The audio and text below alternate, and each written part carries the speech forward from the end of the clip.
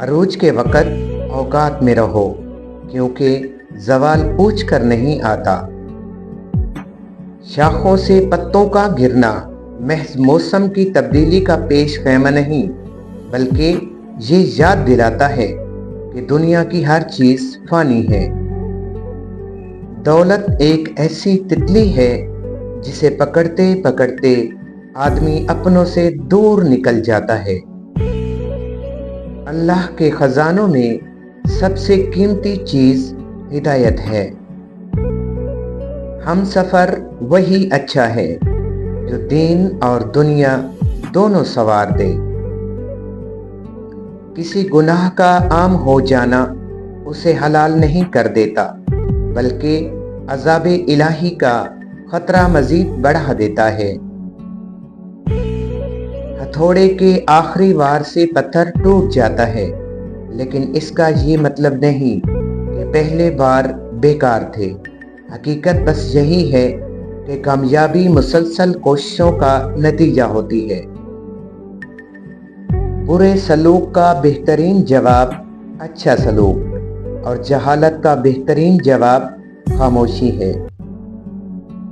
ہر رکاوٹ میں کوئی نہ کوئی بہتری چھپی ہوتی ہے، یہ بات اللہ ہی بہتر جانتا ہے۔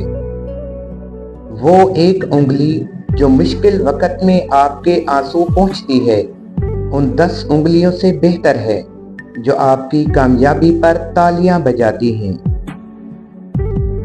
مومن آدمی آزمائش کے بعد نکھر جاتا ہے اور منافق بکھر جاتا ہے۔ کسی ناپسندیدہ بات پر خاموش رہنا ظرف اور معاف کر دینا اعلیٰ ظرفی ہے۔ ہم نے تبصروں اور بحث میں پڑھ کر ہمیشہ ہی زندگی کا وہ حصہ برباد کیا جس میں ہم مسکرا سکتے تھے۔ کتنی دلچسپ بات ہے نا کہ سمندروں کا مالک ایک آنسو پسند کرتا ہے۔ زندگی کی سب سے خوبصورت بات اس میں کچھ بھی مستقل نہیں، نہ خوشیاں نہ غم۔ وقت سے پہلے اور قسمت سے زیادہ کچھ نہیں ملتا۔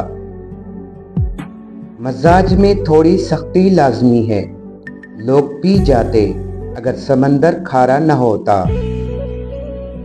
تقدیر پہ شکوہ نہ کریں، انسان اتنا عقل مند نہیں کہ اللہ پاک کے ارادوں کو سمجھ سکے۔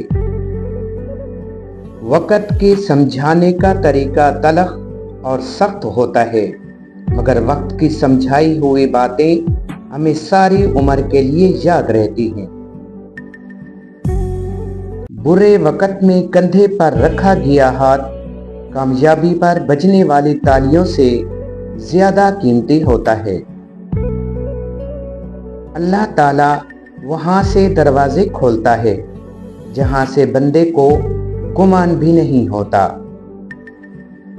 دنیا میں سب سے بڑی دولت آپ کی عزت نفس ہے۔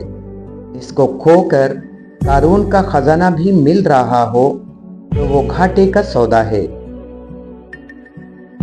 دل دکھانے کے بعد بھی جو آپ سے شکایت نہ کرے، یقین مانے اس شخص سے زیادہ آپ سے محبت کوئی نہیں کر سکتا۔ رسول اللہ صلی اللہ علیہ وآلہ وسلم نے فرمایا، جنت میں غم، حسد، کینہ اور تھکاوٹ بالکل نہیں ہوگی۔